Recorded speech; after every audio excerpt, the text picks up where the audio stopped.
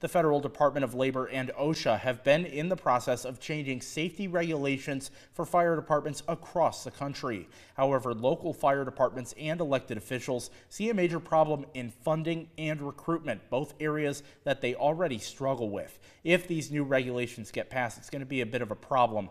Eyewitness News reporter Jessica Landman attended a joint press conference this morning and has this report. OSHA has recently announced some new changes they want to make to their fire brigade emergency response standard. These regulation changes will affect how fire departments are run to make them safer.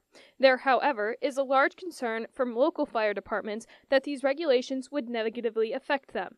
So, fire chiefs from departments across the county gathered with local elected officials to speak on the importance of involving fire departments in the creation of these regulations.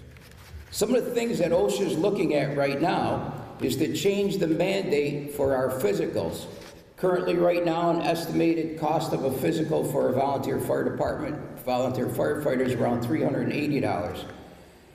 The mandated cost that they're looking at would be about $1,500. Truck check training. Only personnel who are certified emergency vehicle technicians would be required to perform daily, weekly, monthly, semi-annual, and annual inspection on apparatus. Officer training. All officers will be required to have training that meets or exceeds NFPA 1021 fire officer training. This training is a one-size-fits-all approach outside the scope of many rural small departments, costly, and it's not readily available at this time. Administrative task. OSHA estimates that one-time setup of those various administrative requirements would take about 92 hours and an additional 43 hours to review annually. The MVFC believes much more time would be needed to comply with these requirements.